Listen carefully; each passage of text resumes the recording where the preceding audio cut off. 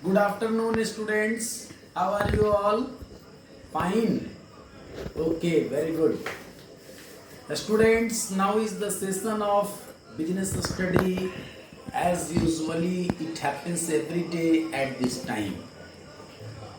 In the previous few sessions of business studies, we have almost completed the chapter planning, in which we discussed different aspects of planning in much detail in video sessions as well as in online sessions. Both we have discussed, and I hope you might have gone through all these contents and topics in much detail from the textbook, and also I expect that you may have done the probable questions also, and if you have not, then no problem, must do it as soon as possible.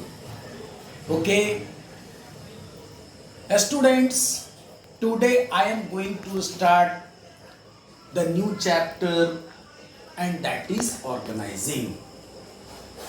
As we have discussed in very earlier lectures, that management of an organization in fact is a process of planning, organizing, staffing, directing and controlling.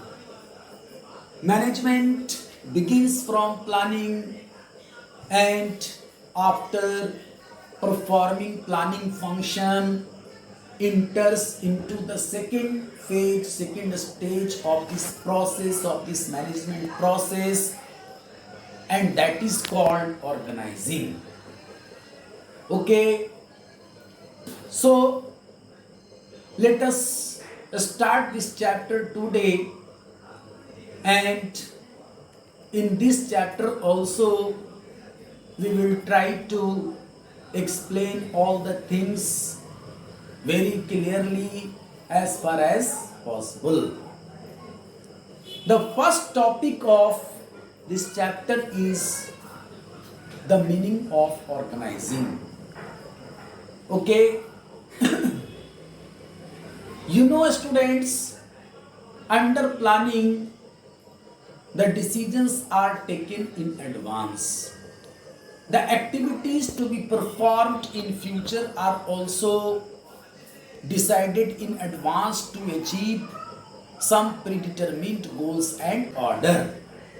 Okay, or in order to make the plan effective, or in order to execute the plan, the organization structure is required. So from this point of view, when we define organizing as a function of management, then it refers to systematic arrangement of activities, their groupings, and distribution of authority and fixation of responsibility, as well as establishing superior subordinate relationship.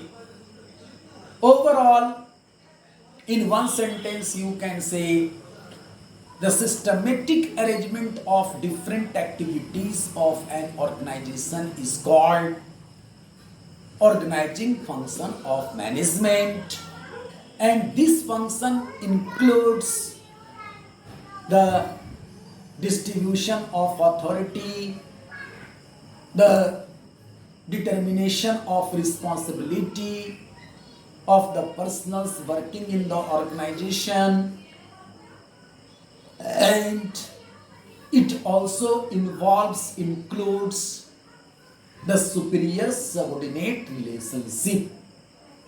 Overall, giving a systematic shape, giving a systematic structure to operation of different activities of the enterprise is called organizing function of management.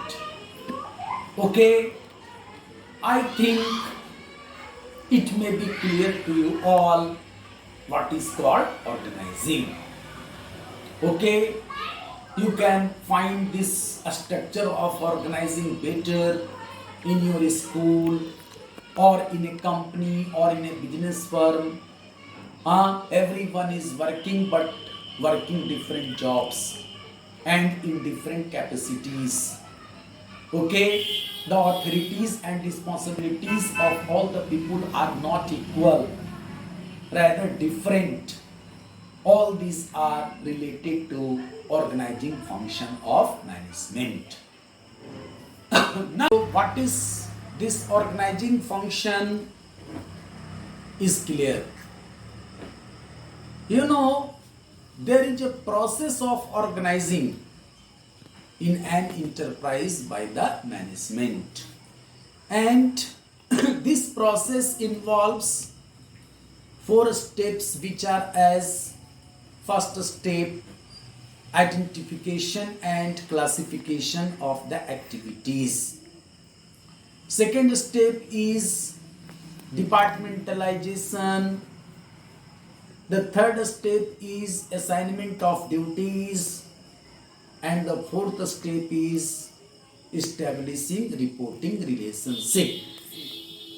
Okay, as a first step of organizing process, first of all, the management identifies different activities, all sorts of activities, big or small, to be performed in an organization. These activities may be related to manufacturing, may be related to sales, may be related to marketing, may be related to finance, and may be related to safety and security, and many more other types of activities may be performed, which have to be identified and classified first on the basis of their nature. Okay, this is the first step towards organizing function of management. And since time is very short right now, so for today I would like to finish my lecture here, and tomorrow I will go in detail of this topic. Okay, so thank you very much till then.